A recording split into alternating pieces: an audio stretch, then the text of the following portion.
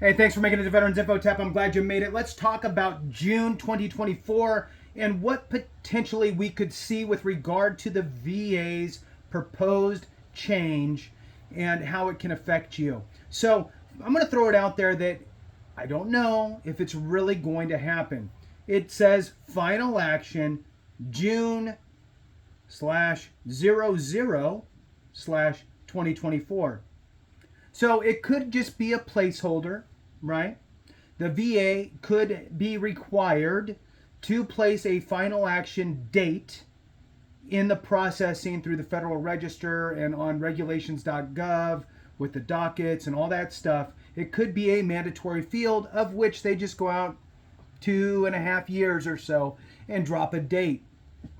Everybody knows there's no 00 day, so they're basically just putting something in. And they put in 06/00/2024. Now, the proposal date on the Federal Register was February 15th, 2022. The comment period ended April 18th, 2022. And again, the final action date is 06/00/2024.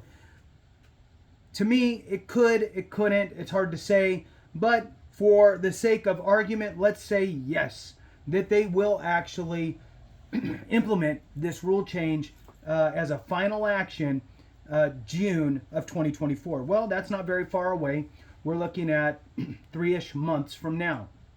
So, what are we looking at? Let's dive into it. I'm going to talk about it a little bit specifically to this one condition. Hit the thumbs up, subscribe, share with a friend, all that good stuff. I really appreciate it. If you're not a member, consider becoming a member. Helps me to find you quicker in the comments. You can do that by going to the home page. You'll see highlighted members and a join button. Also, if you're new to the channel, thank you so much. Please subscribe. The two asks are really hit the thumbs up and let the video run. All right, so this specific rule change, I think, is going to be very advantageous for many veterans. Why? Because it's the mental health care rating schedule change. I get it. Nobody likes change, and a lot of times it's scary.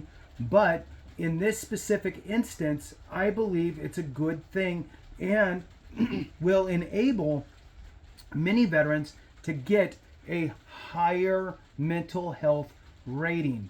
So whether the mental health is PTSD or anxiety or insomnia, whatever it is very important to understand what is coming and be able to work toward it. So we have the stuff that we need in order to start documenting our condition a little more in line with the future rating schedule, which will be important if you plan to file for an increase, which I would anticipate most people will. And it could be substantial. Moving from 70% to 100% is gigantic in payments. So just a quick recap, and I'm just going to give a couple small paragraphs out of this full release.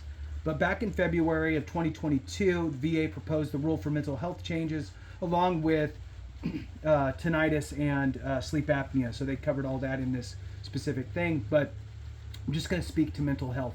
So the proposed rule for mental health conditions would increase the minimum disability rating from 0% to 10%.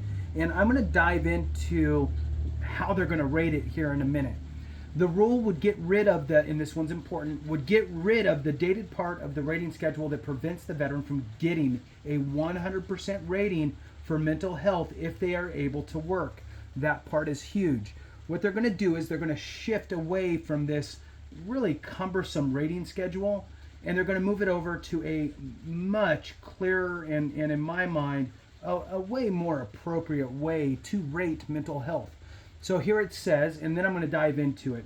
Rather than assigning an evaluation based on the number and type of symptoms present, these changes would evaluate mental disorders based on how impactful the disability is across 5 domains of impairment: cognition, interpersonal interactions and relationships, task completion, life activities and navigating environments, and self-care. So those are the 5. Now, how are they going to utilize those in order to rate you? This part is important. So I'm going to read this to you directly from the VA's proposal. And, this is in the schedule, or this is in the Federal Register, and it's also on regulations.gov. So here we go.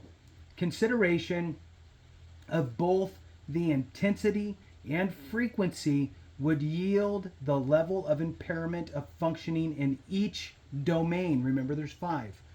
And each level would correlate with a numerical value ranging from 0 to 4. Okay? So 4 is super bad, and 0 is, it doesn't really, that part of my life is not affected. That domain of these 5 domains is not affected. If it's a 0, and if it's a 4, it's super bad. Which would be defined as follows. All right, so 0 is none. You have no difficulties. 1, and remember, this is for each one of the 5 domains that we talked about. So we'll talk about this domain, where do you rate? Talk about this domain, where do you rate? This one, where do you rate?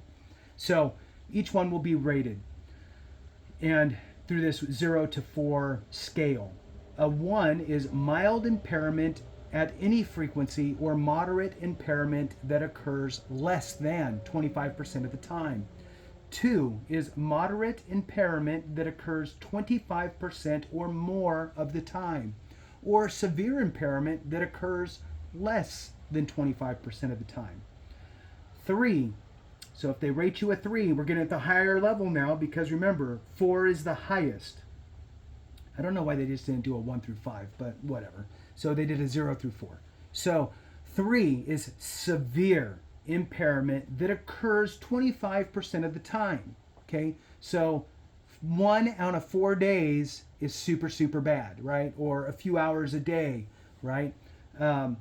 So here we go. Severe impairment that occurs 25% or more of the time, or total impairment that occurs less than 25% of the time. And if you're rated a 4, you have total impairment that occurs 25% or more of the time. Now, how are they going to use those, right? Those ratings on each one of your 5 domains, right? This one's a 2, this one's a 0, this one's a 3, this one's a 4, this one's a 2, right? So for your 5 domains, how are they going to utilize those ratings to assign you a percentage? All right, let's look. For a 10% rating, it's the minimum rating. You just need to be diagnosed with a mental health condition that's service connected. You automatically get a 10%. It's the minimum rating. To get a 30% rating, you need to have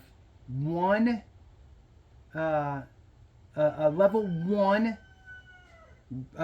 severity in 2 or more domains. So of your 5 domains, you need to have a level 1 somewhere. That's going to be pretty easy, because remember, 1 is mild impairment at any frequency or moderate impairment that occurs less than 25% of the time. So mild impairment at any frequency in 2 of the 5 domains. That's pretty easy to hit. So that's a 30%. 50% is you have to have a level 2 severity in 1 domain. Okay, level 2. Remember, level 2 is moderate impairment that occurs 25% or more of the time, or severe impairment that occurs less than 25% of the time. All right, that's for 50% rating. Now let's jump to 70. 70% has 2 different ways that you can get a 70% rating for mental health. So if you're currently a 50% or a 30%, you could potentially jump up here. You have 2 ways into a 70% rating with mental health. You have to have a level 3 impairment on 1 of your 5 domains. Okay, so if 1 of your 5 domains has a level 3 impairment, that should be a 70%. Or you can have level 2 in 2 or more domains. Okay, so you can have a level 3 in 1 domain. Remember, level 3 is severe impairment that occurs 25% or more of the time in 1 of your domains. Or You can have 2 moderate impairments that occur 25% or more of the time in 2 domains of your 5. Okay. Now, to move to 100%, you would think that it would have to be all maxed out, but it doesn't. There's 5 domains, and you need to have a level 4 in 1 domain or more, 1 or more domains. Okay, a level 4. All your other ones could be 0. Would they be 0? Most likely not. But they could all be 0, 0, 0, 0, 0, and a 4. If you have a level 4 in 1 domain, you're 100%. And that means that you have total impairment that occurs 25% or more of the time in that 1 domain. Now, there's another way in. You could have level 3 in 2 or more domains. Okay, so of your 5 domains, 2 of them could be a level 3, a severe impairment that occurs 25% or more of the time. Okay, or total impairment that occurs 25% or less of the time. So that would get you a 100% rating on the new rating schedule. So it is going to be, I think, a more clear, easily identifiable path to higher ratings in mental health. Now, remember, this was proposed back in February of 2022. The comments ended in April of 2022, and the regulations.gov docket shows that the final action is June of 2024. However, it's got the date as 06/00/2024. What exactly does that mean? We don't know. However, it does mean keep your eyes open, especially if you have mental health conditions that you're rated on that are less than 100%, because I believe this is going to open up the door for you to get a higher rating. Thanks for watching. I appreciate you. Have a great one. And remember, if we don't take care of each other, something went wrong.